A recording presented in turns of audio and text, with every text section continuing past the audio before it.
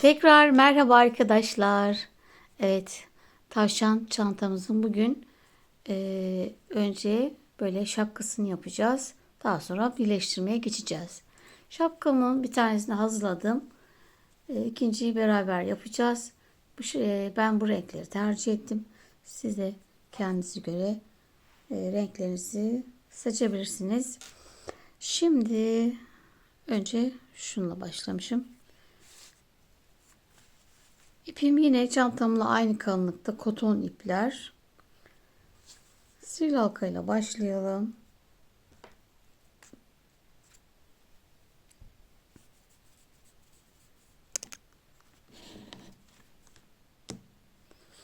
Evet, orta parmağıma iki kere doladım. İçinden geçiyorum. Bir zincir çektim. Yani sabitledik sil halkamızı. Şimdi içerisine ikili trabzan yapacağız. 3 zincir çekiyorum. Tığım üstüne aldım ve hep ikili trabzan yapıyoruz.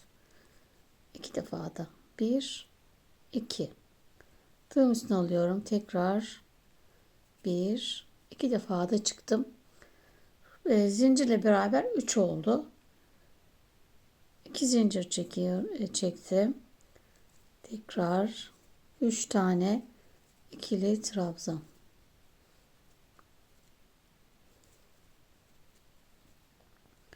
İki zincir, tekrar 3 tane ikili trabzan.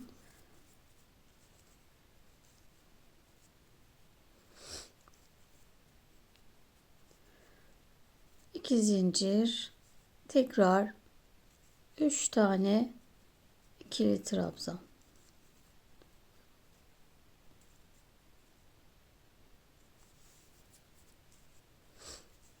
Evet. Toplam 4 tane kutu yaptık. 1 2 3 4. 2 zincir. Önce şurayı bir kapatalım. Alttan gelen ipimizi çekiyoruz.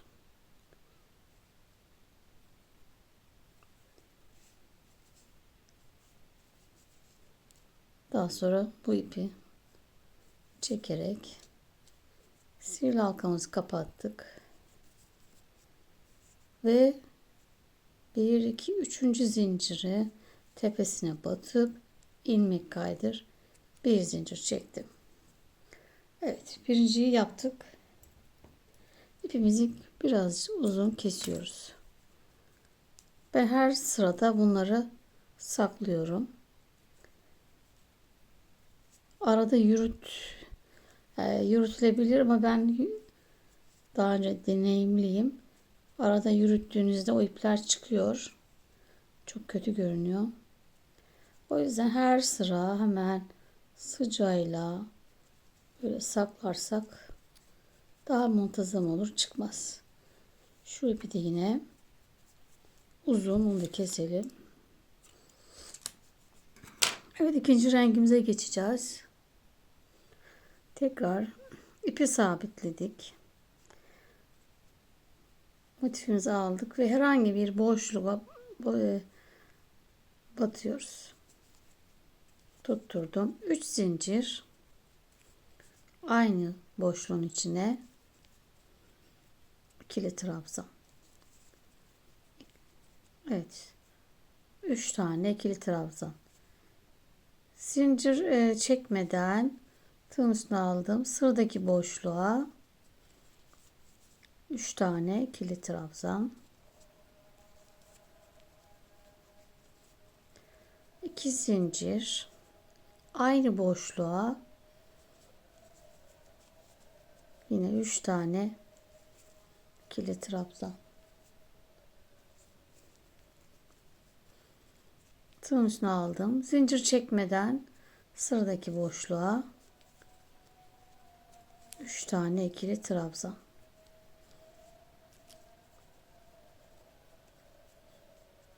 2 zincir aynı boşluğa 3 tane ikili trabzan.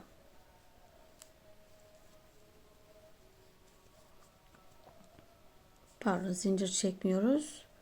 Şu an kare yapacağız. Tekrar 3 tane ikili trabzan,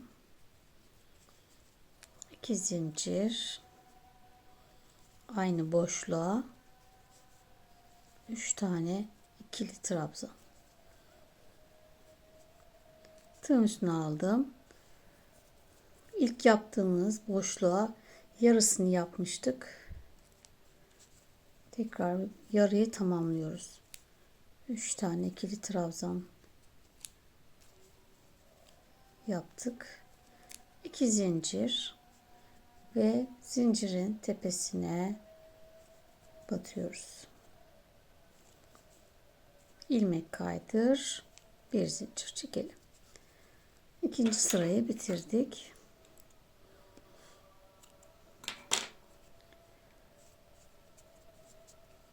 Evet, ipi saklayıp geliyorum.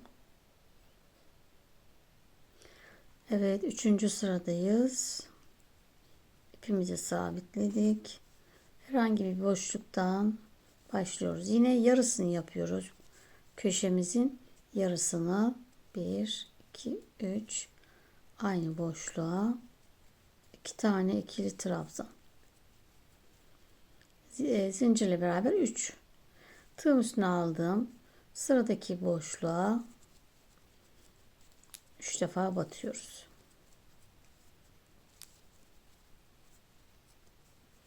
Tığım üstüne aldım tekrar. Sıradaki köşeye yine köşe yapıyoruz. 2 zincir, aynı boşluğa 3 defa batıyoruz. Sadece köşelerde zincir çekiyoruz. Bu aralarda direkt geçiş yapıyoruz. Tığın üstüne aldım. Sıradaki boşluğa 3 defa batıyorum. Sıra sonuna kadar aynı tekrar yapalım. Şu şekilde köşeyi yapıyorum.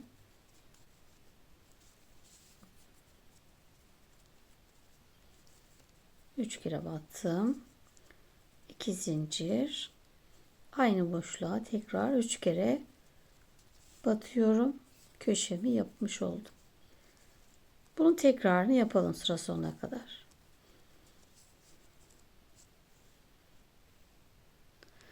Evet, en son yarım olan köşeme geldim. 3 kere battım. 2 zincir ve zincirimizin yine tepesine batıp ilmek kaydırıyoruz.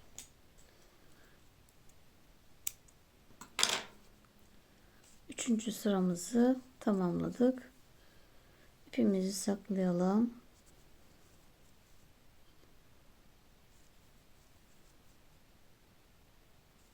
Evet, şimdi dördüncü sırayı hangi renk yapmışım? Kahve. Evet, hemen bunu geçelim. İpimi sabitledim. Yine herhangi bir boşluğa batıyorum. Köşeden başlıyoruz. 3 zincir. Köşemin önce yarısını yapıyorum. 3 tane ikili trabzan. Tığın üstüne aldım. Düz yerlerde zincir çekmeden direkt 3 kere batıyoruz boşluğa.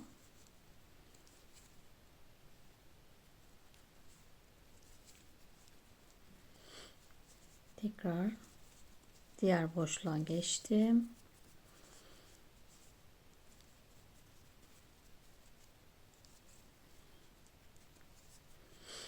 Tığın üstüne aldım. Sıradaki boşluğa 3 kere batıyorum.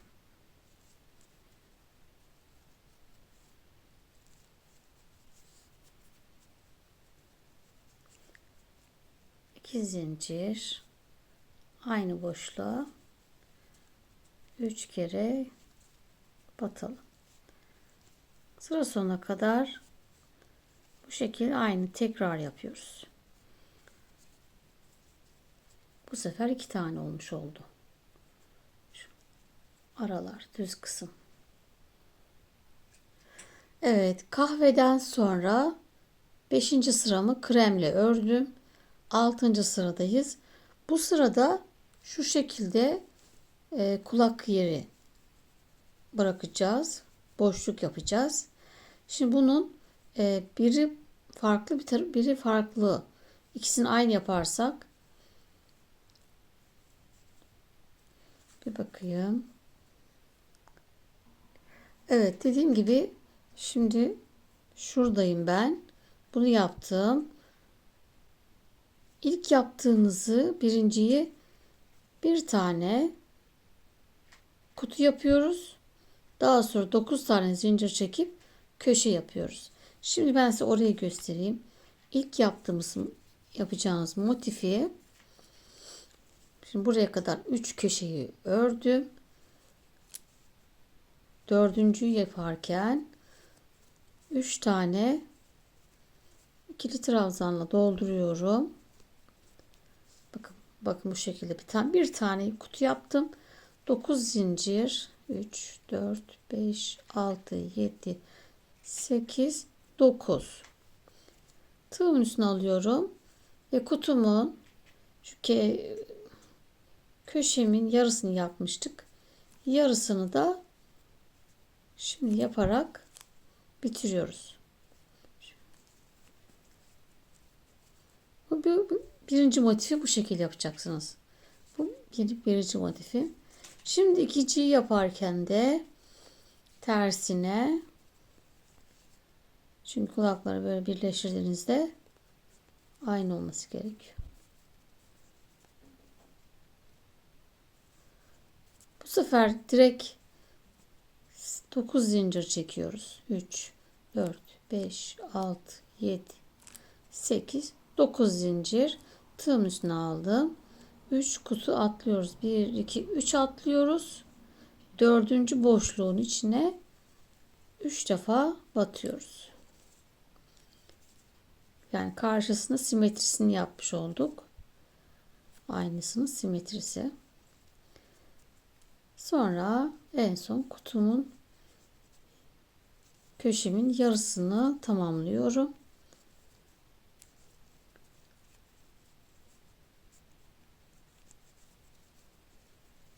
İki zincir,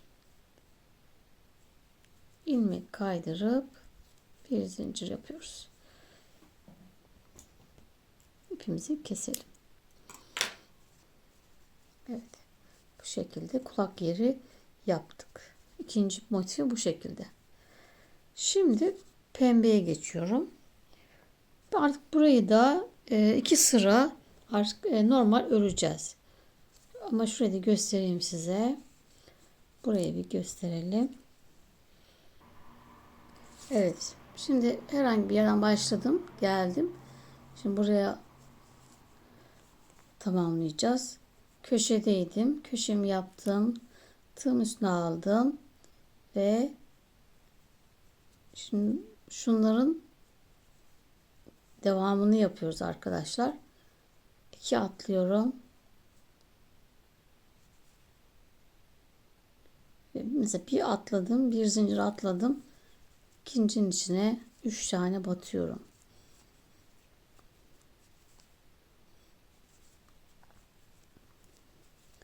Tığım üstüne aldım. Tekrar 2 atlıyorum. 2 zincir atladım. Yine aynı zincirin içine 3 defa batıyorum. İkili trabzan. Tığım üstüne aldım. Tekrar 2 atlıyorum.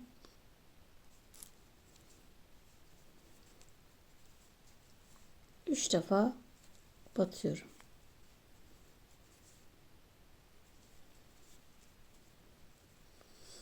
Evet, bu şekilde tamamladık aynısını ve devam ediyoruz. Sıra sonuna kadar aynı şekilde örelim. Daha sonra pembeyi de yine aynı öreceğiz. İlmek alıp bunları bitirip gelelim.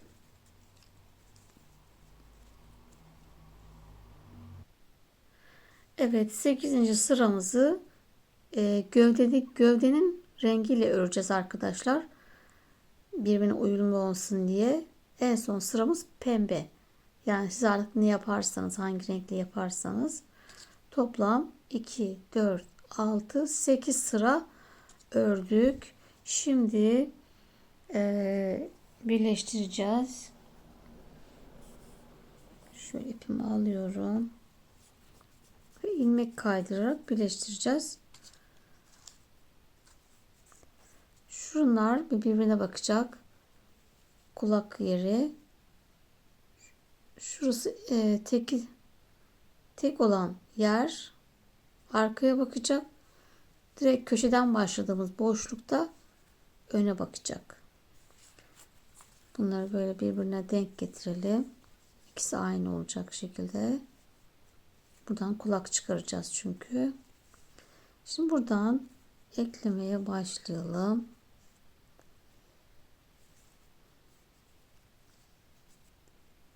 Şöyle sabitledim. Hemen ilk şunun ortasından başlıyorum. Arkadaki tek kata batıyorum. Bunu da yine bu taraftaki tek kata batıyorum.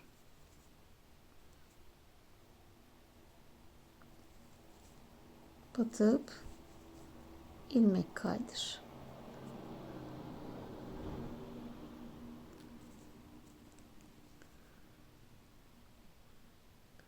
Bakın hep sıradakinin arka kattan, burada önde ilk ilmekten batıyorum.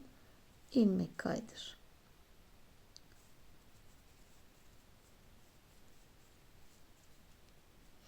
Şunlar birbirine denk gelmeli. Şöyle. Burası benim birden fazla oldu.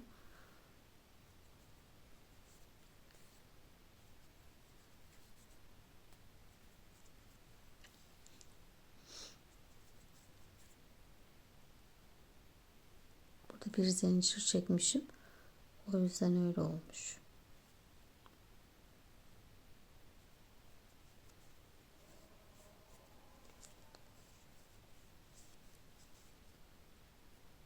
Şöyle birinci tutturdum.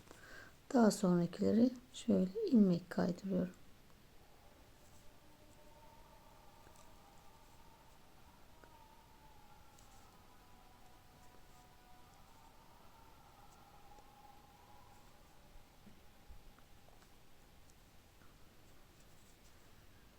Arka kattan aldım. Diğerini de ilk öne gelen kattan aldım. İlmek kaydır.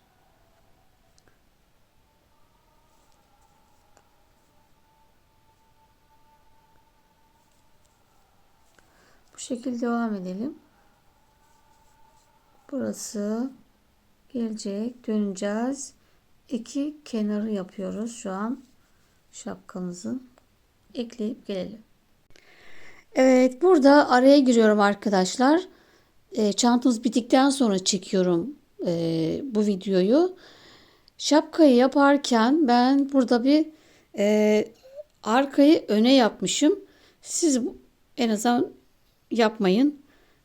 Böyle de olur. Sonuçta fark eden, yani şu an bunu sökmeme gerek yok. Ama siz doğrusunu yapın. Önü burası. Yani şurada yapmıştık ya. Hemen bir tane 3 tane ikili trabzan yaptığımız şu kutunun olduğu taraf öne gelecek. Şuradan başlayacaksınız eklemeye. Buradan gelip burada biteceksiniz.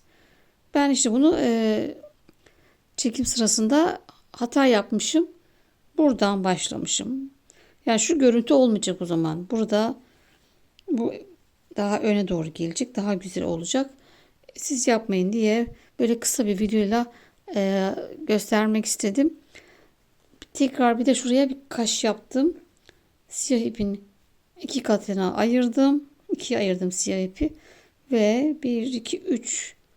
Üçüncü sıradan çıkıp 2 sıra üstte göz hizalarında minik bir kaş yaptım. Şöyle de bakımın ekran görüntüsü alırsanız sırası belli. 3 2 sıra üstüne yaptım. Evet. Şimdi kaldığımız yerden devam edelim. Dediğim gibi bunları siz en azından şapkanız daha güzel olur. Evet, şapkamızı bitirdik arkadaşlar. İki kenarı ilmek kaydırdık, tamamladık. Şimdi şu alt kısmı toparlayacağız. Beyaz ipimizle bir oya yapacağız. Sabitledim.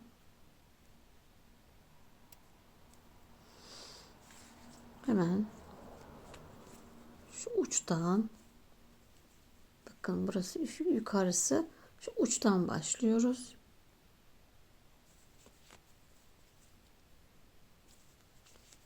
Tığım üstüne aldım. Hemen boşluktaki boşluğa 5 tane ikili trabzan yapıyorum. 2 3 4 5. Sıradaki boşluğa sık iğne ile tutturdum. Tekrar tığım üstüne aldım.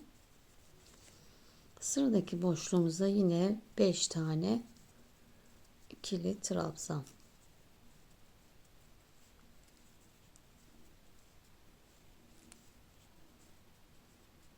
Tekrar sıradaki boşluğa sık iğne ile tutturduk.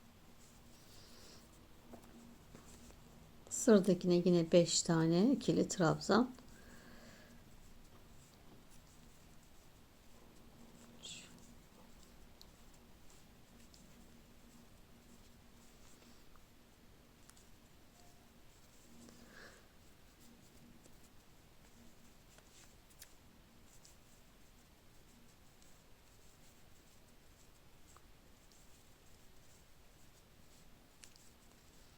Dört, 5. Hemen ortaya batıyoruz. Tam ortaya geldi. Tekrar sıradaki. Bu şekilde sıra sonuna kadar aynısını yapalım. Şöyle toparlamış olacağız ense kısmını.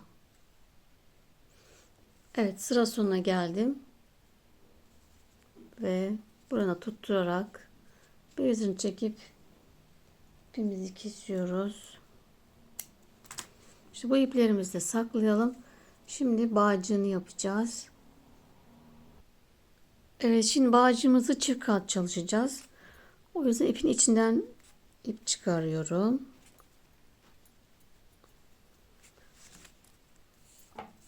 Diğer ucu da alalım.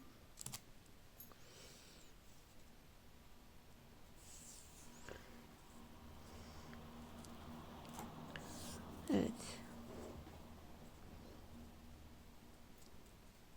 İpimi sabitledim. 2 zincir çekiyorum. Tığım üstüne aldım. Hatta 3 zincir çektim. Hemen şurada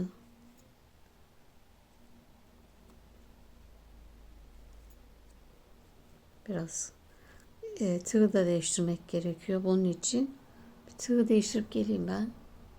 Evet, 3 numara tığımı aldım. 3 milim. Onunla devam ediyorum. Batıp çıkıyorum. 1, tekrar batıp çıktım. 2, 3, bir tane daha yapabilirsek 4 defa batıp çıktım.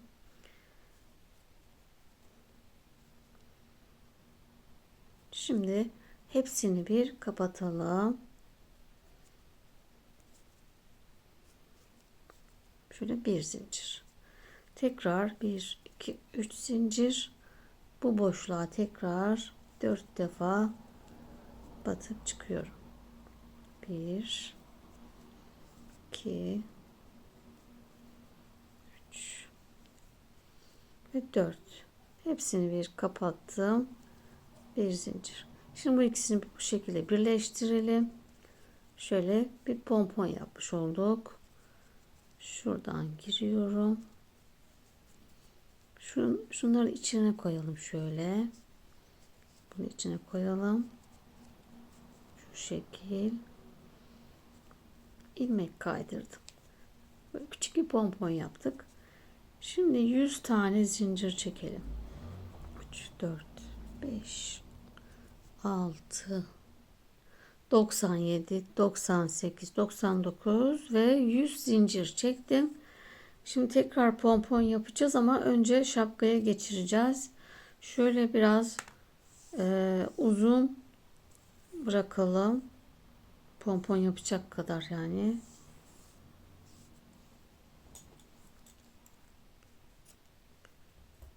Şöyle bir yaptım. Bunun için iğneye geçirelim. Evet, şimdi şu pembe olan sıradan şöyle şu boşluktan önce bir giriyorum. Daha sonra her boşluktan geçerek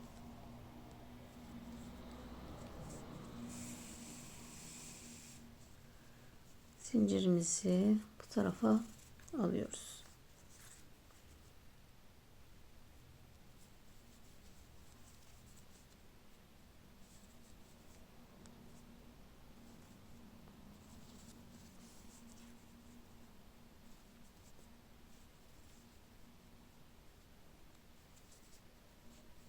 Evet. Aynı başlangıç yerinden çıkıyoruz.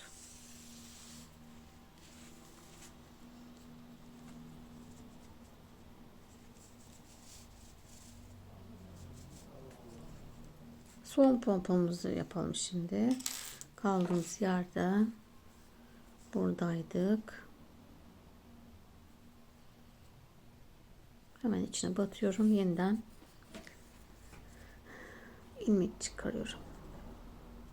1, 2, 3 zincir. Şimdi aynı boşluğa tığımız, şu tığ. Evet, boşluğumuza 4 defa, kaç kere batabilirseniz, benimki 4 aldı. 2,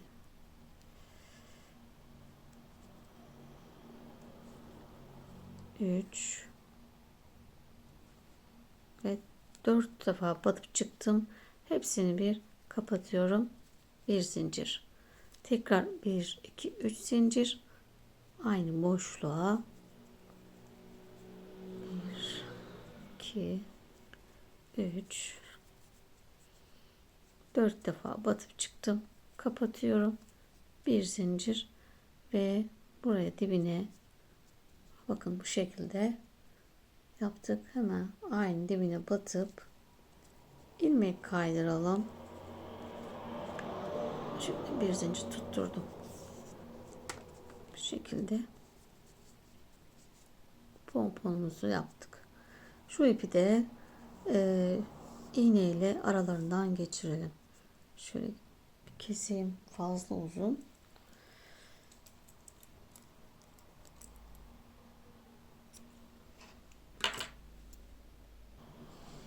Evet, iğneme taktım. Şöyle zincirlerin aralarından geçerek ipimizi saklayalım, yürütelim.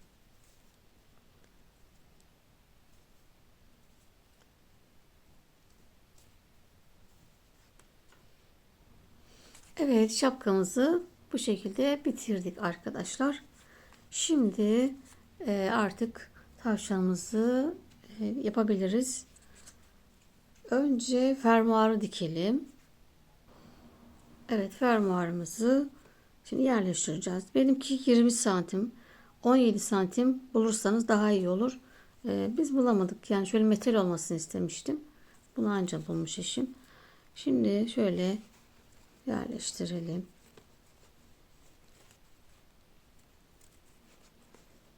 Şöyle tam dibe gelecek.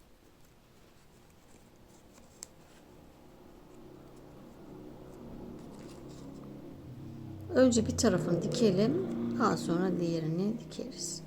Şöyle bir yerleştiriyoruz.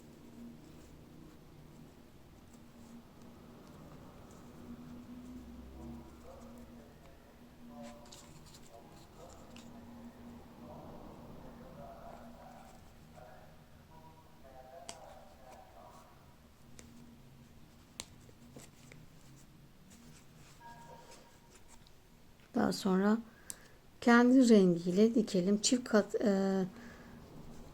katına ayıralım. Kalın olmasın ipimiz. Şöyle ipimizin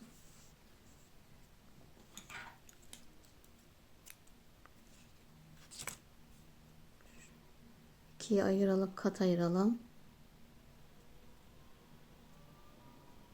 Tam ortasından ayırıyorum. Bu şekil. Evet, şöyle dipten başlıyoruz. Bunu dibine kadar yaptık.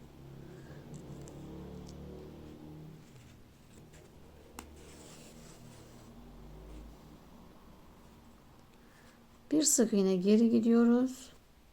Bir sık iğne ileriden çıkıyoruz.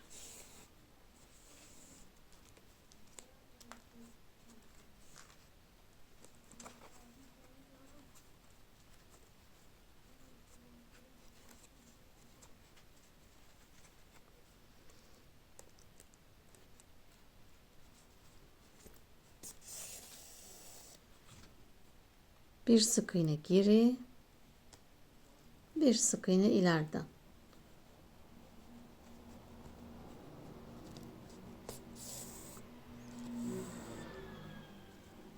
Bir sık iğne geriye gidiyorum. Yine bir sık iğne ileriden çıktım. Bu şekilde dikmeye devam edelim.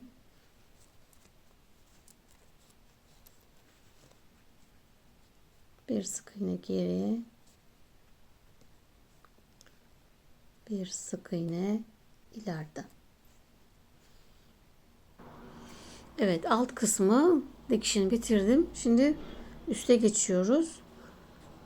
Burayı da şöyle aynı yerden hemen dönüyorum. Uzun parçam içeride kaldı. Burayı kesmiyorum.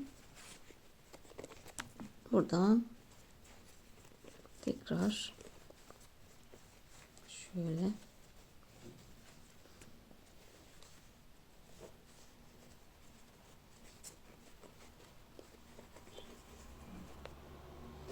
elimizle şekil verelim.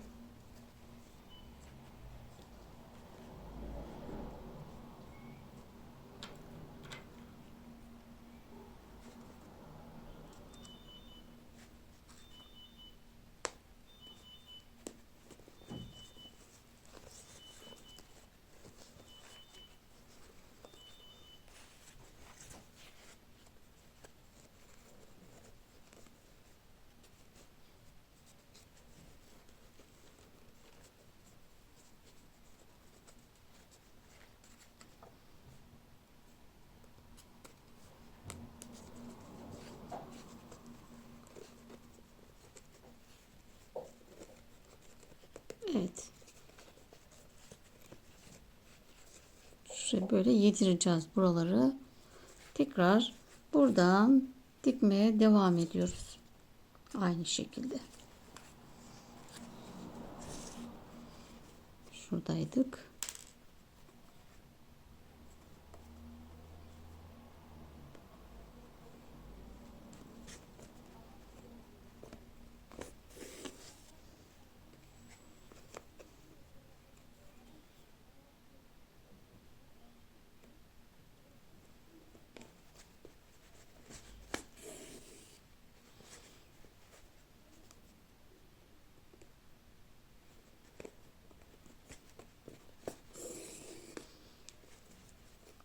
Devam edelim.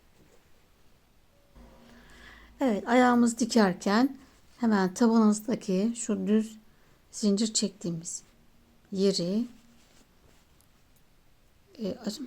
açalım ve ayağımızı elyaf dolduruyoruz. İpimi taktım ve tam buranın bitişi, şu uzun çizginin hemen dibine, buraya bakın, bir uca, diğeri de bu uca, şöyle buraya ayaklarımızı böyle dikeceğiz. Hemen şöyle bir başlayalım. Tam şöyle üzerine koydum.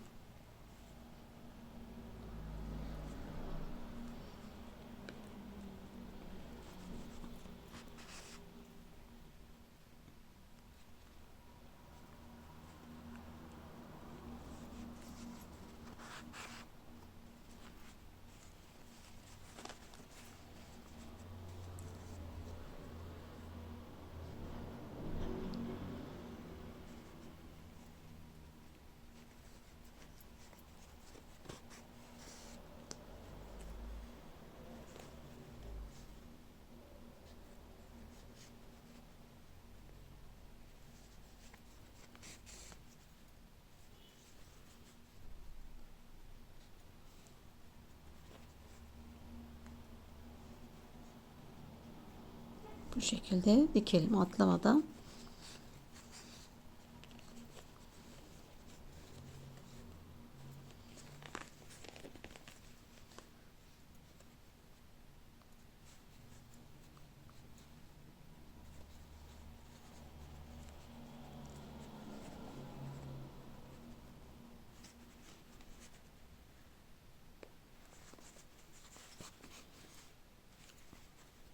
Evet, iki bacağı da aynı şekilde dikip gelelim arkadaşlar.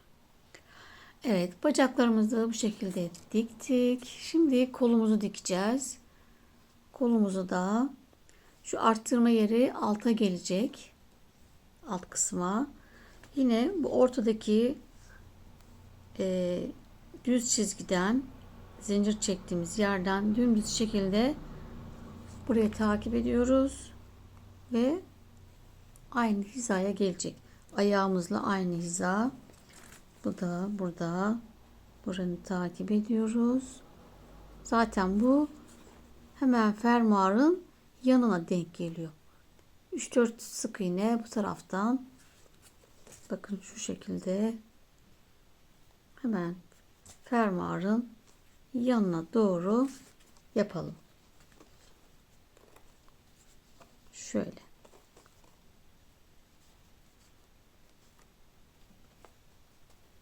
Buraya iğneleyelim.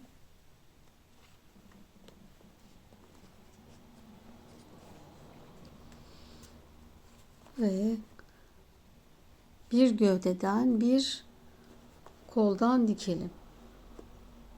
Şuradan hemen şuradan bir sıra takip edersek sırasını aynı yere iyi olur. Bir kontrol ediyorum. Yine sıramı şuradan 1 2 3 4 5 sık iğne görünecek. 1 2 3 4 5. Evet, şuradan aynı. Burası 5, burası da 5. Bunlar eşit olsun. Şöyle hemen başlıyorum.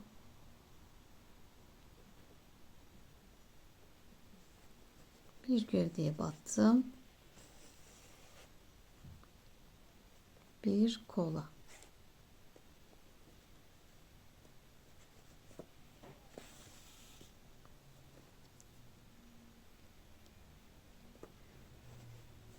Bir gövdeden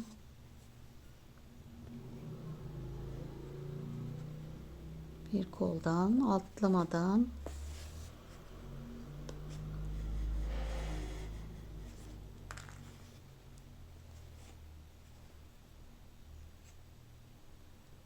bir gövdeye batıyorum. Bir kol.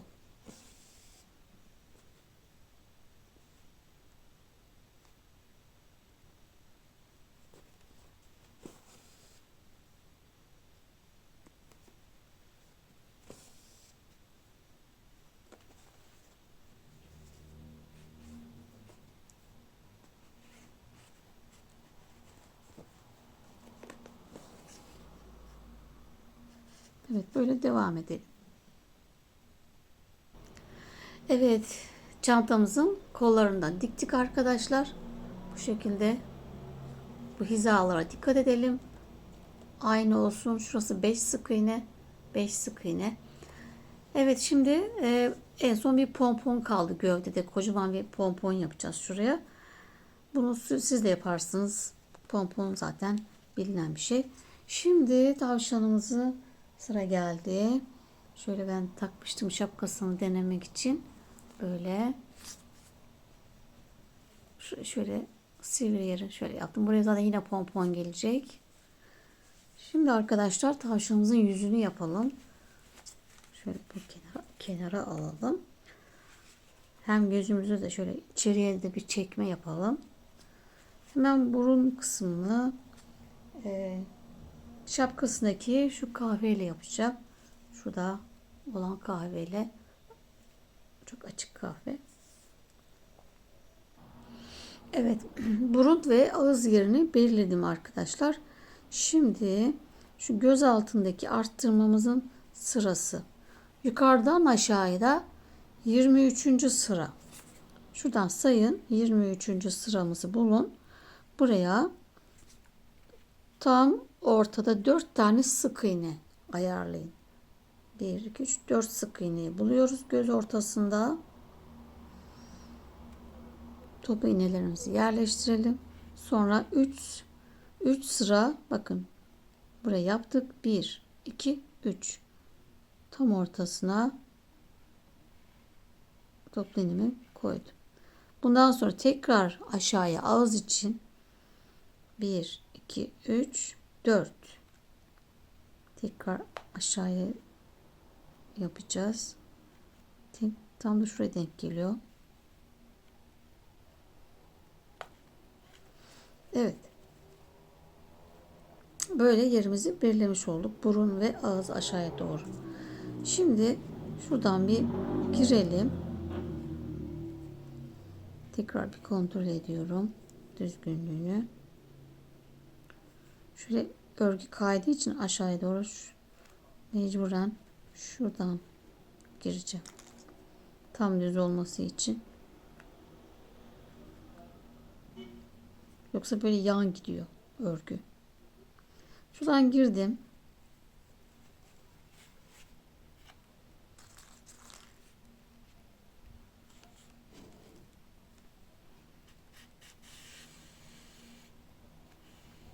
İpimi uzun bırakıyorum.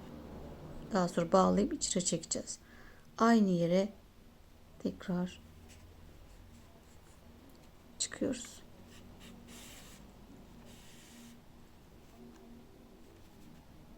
Evet, burası ağız yeri. Şimdi burunu yapacağız.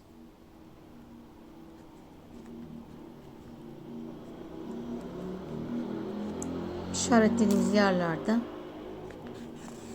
çıkıyoruz. Evet, buradan çıktım. Yine bu noktaya hep burayı dolduracağız. Burnumuzu dolduralım.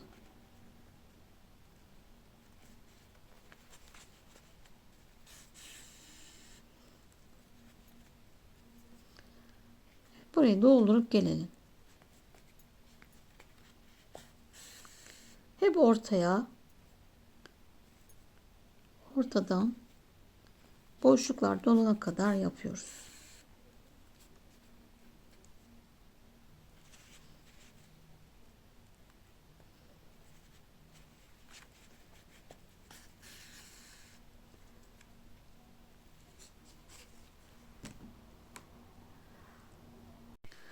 Evet. Burnumu bitirdim. Yine aynı yere batıp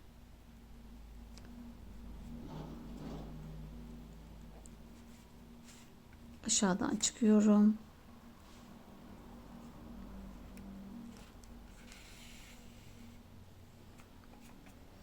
Buraya bir iki defa daha yapalım.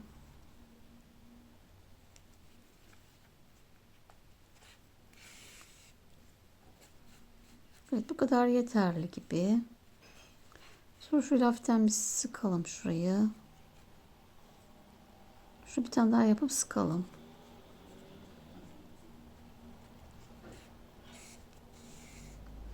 Şurayı şöyle bir hafif toparlasın. Evet, bu kadar yeterli. Sonra bağlıyoruz burayı. İçine itelim.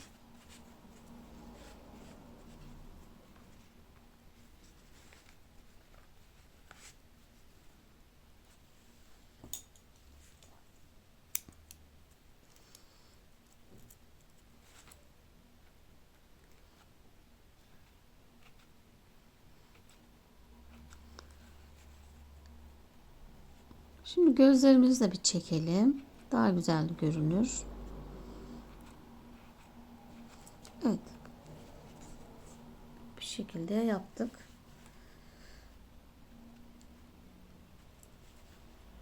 Buradan bana düz görünüyor. Şöyle baktığınızda yani kamera açısından değişik görünüyor. Hemen beyaz ip takıyorum. Gözlerimi çekeceğim. Evet, şöyle alttan bir yerden giriyorum. Gözümün ortasından çıktım. İpimizi uzun bırakalım bağlamak için.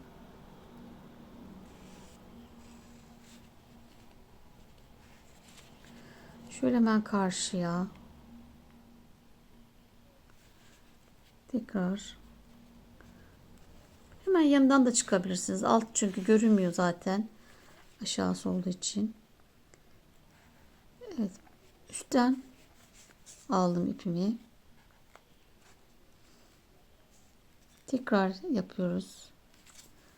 Bu sefer alttan ipimi alttan vereceğim. Bir yandan da çekiyorum. Şöyle çektim. Şimdi hemen yine karşısına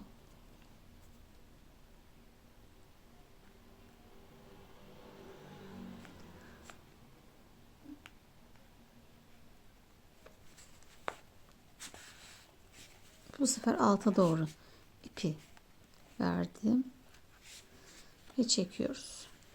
Şöyle. Tekrar karşıya yapacağız şimdi. Hemen şöyle yanından giriyorum. Aynı işlemi buraya yapıyoruz.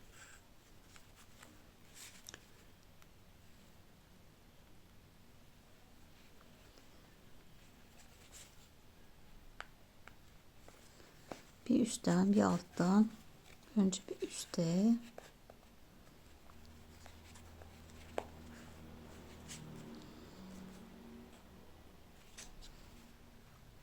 Tekrar alta.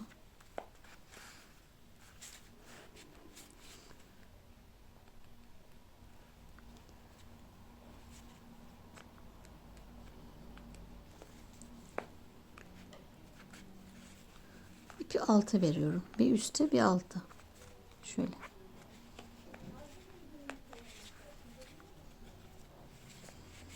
Şöyle hepsini çekiyoruz. Bu kadar yeterli. Ve ipimizi bağlıyoruz.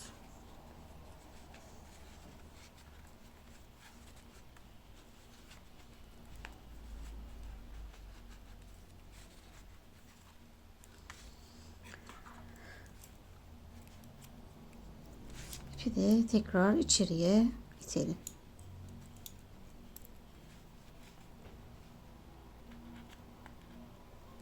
İtip geliyorum ben. Evet, şimdi kulakları dikeceğiz. Onun için şapkayı bir takalım. Prova yapalım.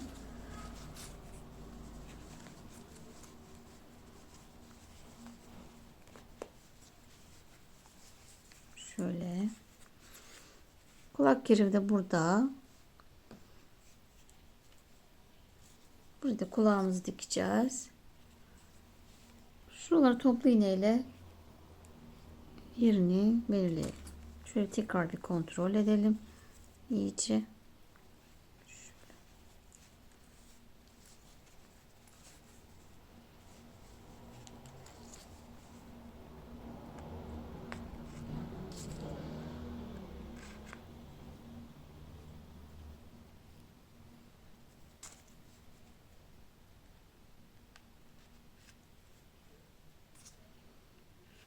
Evet. Bu şekilde yaptık. Şimdi çıkarıp kulağımızı işaretlediğimiz yerlere dikelim. Şöyle koyalım. Evet, önce şurayı iğneyle bir kapatalım.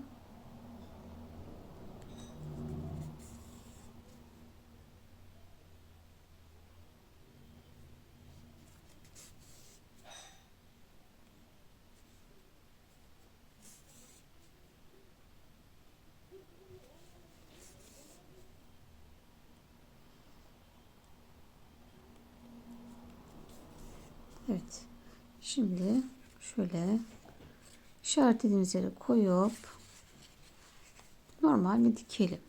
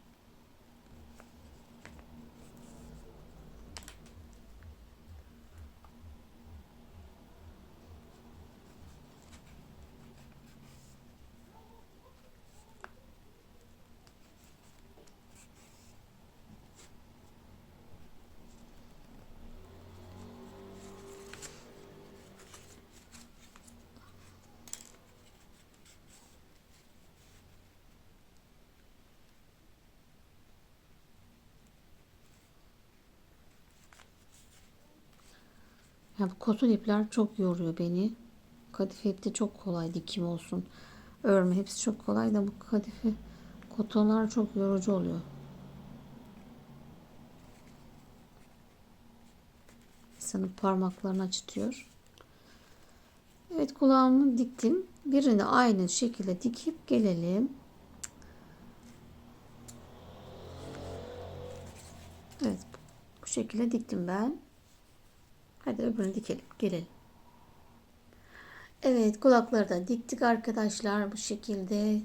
Şapkasını da taktım. Çok tatlış oldu.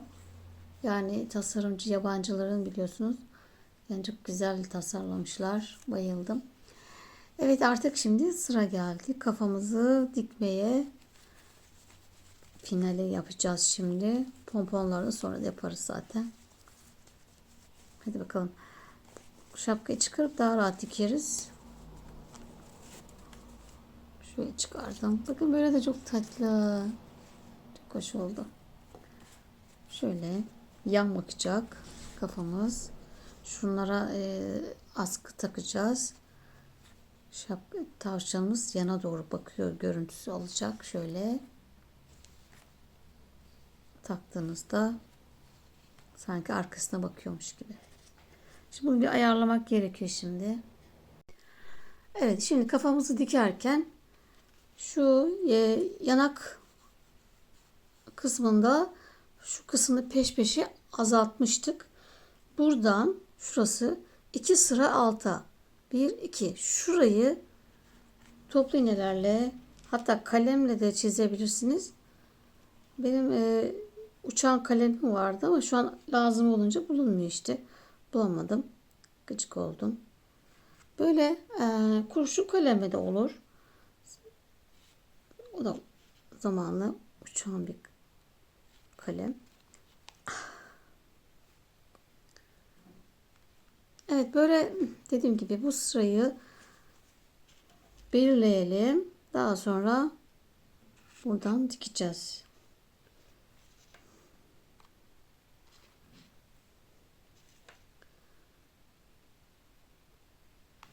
Evet.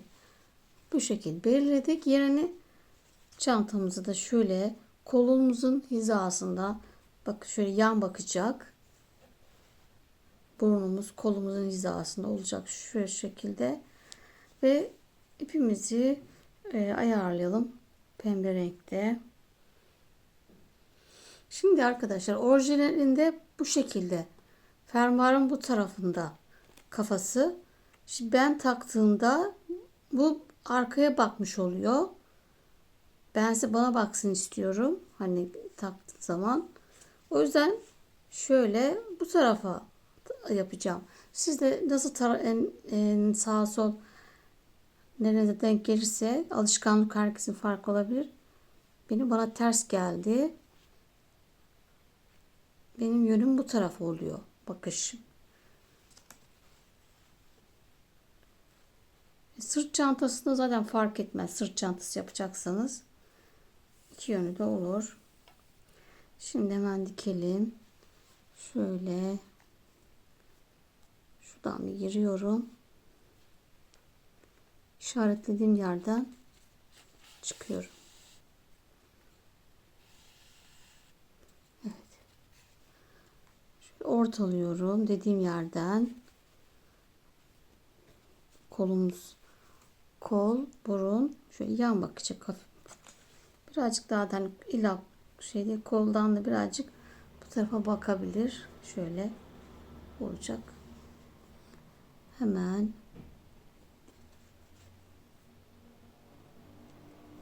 şöyle başlıyorum. Hadi bakalım bismillah. Burası biraz meşakkatli.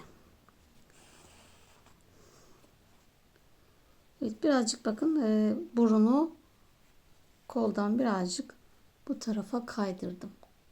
Daha yüzü güzel gözüksün diye. Şöyle yaptım.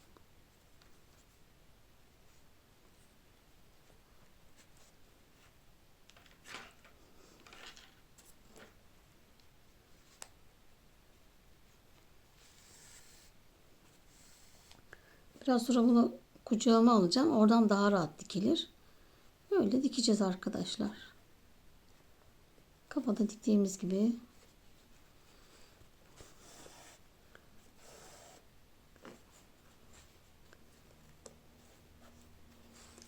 Biraz sabır istiyor.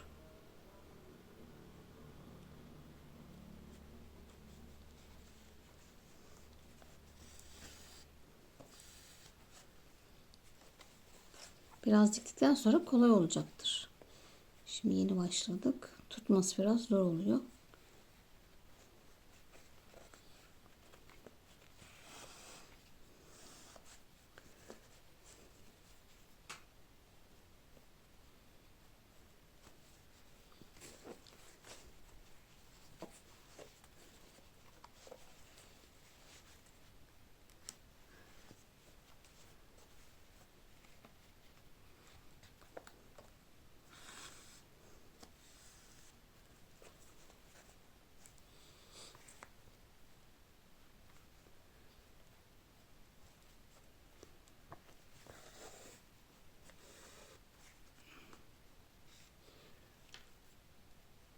Biraz 2-2 atlıyorum.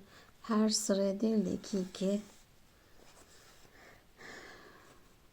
Şöyle yani 2 sık iğne atlaya atlaya.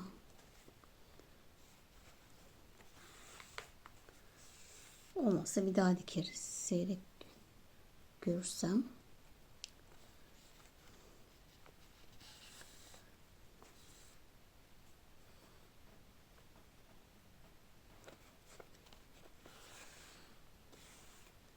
Evet. Bu şekilde dikeceğiz arkadaşlar kafamızı. Şimdi biraz kolaylaştırdık ilerledikçe.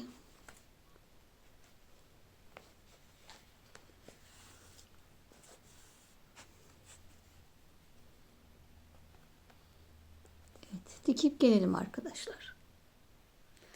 Evet, şapka dikişini tamamladım arkadaşlar. Bitti. Çok tatlış olduk. Şimdi pomponumuz kaldı.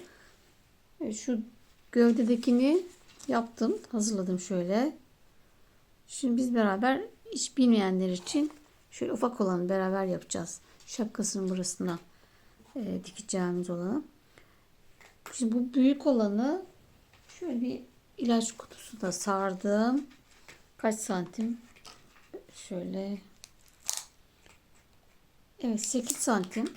8 santimlik bir ilaç kutusu. Ve 200 defa doladım. İpim de bu arada Nako Baby ipi.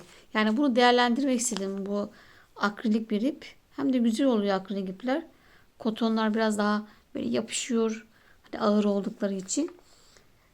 Böyle tavsiye ediyorum size de. Şimdi şapkasına da şöyle 6 santim 7 santim yine bir ilaç kutusuna saracağım. Çok ilaç da göstermeyeyim diye. Sanki bir şeyim olacak da artık bizden her şeyden korkuyor. Her şeyi kızıyorlar. Şimdi şöyle sarıyorum bunu. 100 kere saralım. Öbürüne 200 sarmıştım. Bunu bir 100 kere sayayım bakalım.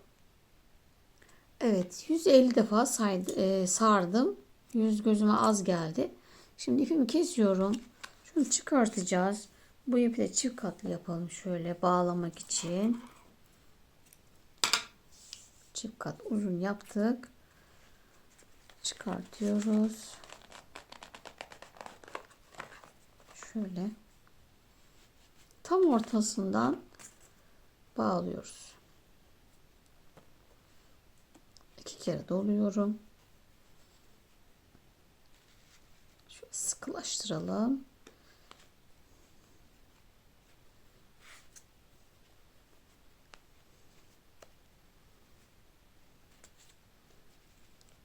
Sıkıca tekrar 2 kere doladım ve iyice bağlayalım. Sıkıca. Bir daha. Bir daha. 3 kere bağladım.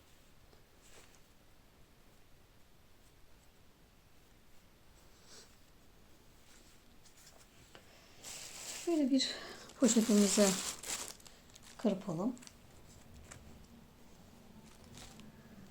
Ve buradan kesiyoruz.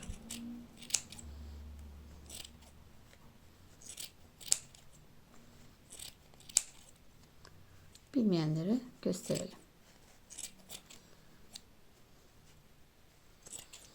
Evet, şimdi bunu top güzel bir sık bir şekilde olana kadar keseceğiz. Önce şöyle bir yapalım.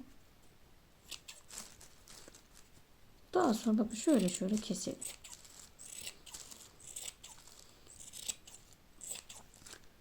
Yani sık olacak görüntü.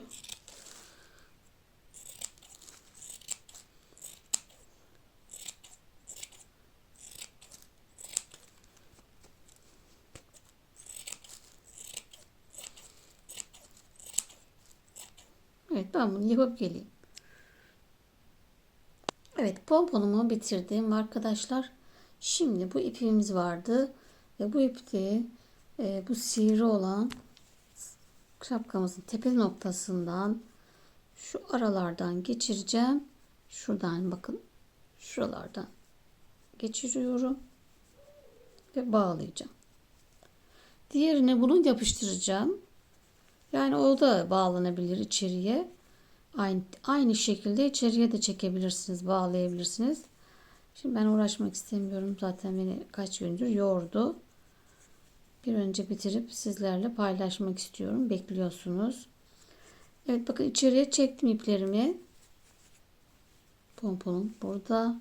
Kontrol ediyoruz. Şöyle ve buraya bağlayalım.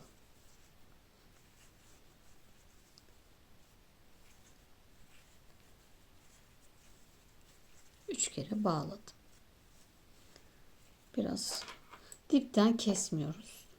Dipten kesersek çıkabilir içinden. Evet, şapkamızı da yaptık. Şöyle hemen takalım. Bunu da silikonla ısıtayım, yapıştıralım. Evet, silikonumuz ısınırken biz de tavşanımızın allığını yapalım. Yapmak zorunda değilsiniz. Varsa, olmasa da olur. Şöyle toz pastel bu. İsterseniz allıkla da aynı yapabilirsiniz. Aynı işi görüyor ve daha da bence güzel. Bu toz pasteller öyle çok da zor oluyor yani.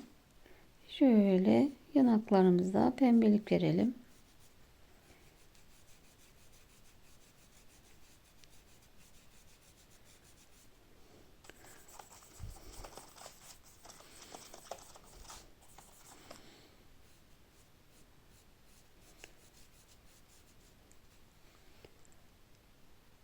Evet, yanaklarımız da bitti. Ben çantamın içine yuvakları doldurdum. Şöyle tok dursun diye, daha belli olsun diye bu şekilde. Şimdi şuraya da pomponumu da yapayım. Tam ortalayalım. Şuraya ısındı artık. Şöyle yapıştırayım. Evet, pomponumun ortasını buldum. Bağladığım yeri şöyle ve hemen acele Şuraya yapıştırdım. Şöyle bastıralım.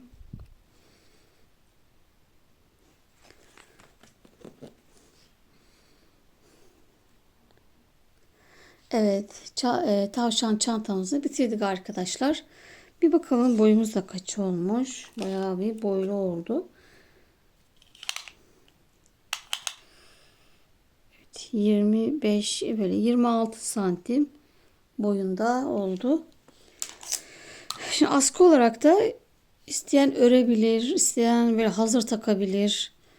Böyle sırt çantası için özel farklı olanlar var. Onlardan yapabilirsiniz. Şöyle sırta doğru çok hoş olur. Şimdi ben böyle evdeki çantamdan çıkardım. Bunu ya buraya dikeceğim şöyle ya da şuradan geçireceğim. Öyle kullanacağım. Daha buna karar vermedim. Şöyle dikebilirim de. Evet. Burayı da size bırakıyorum. Evet, videomuzun sonuna geldik nihayet. Hemen ben editlemeye başlayayım. Sizlere yüklemeye başlayayım arkadaşlar. Kanalıma abone olup yorum beğeni yapmayı da unutmayın. Yani yeni videolarda görüşmek üzere. Hoşçakalın.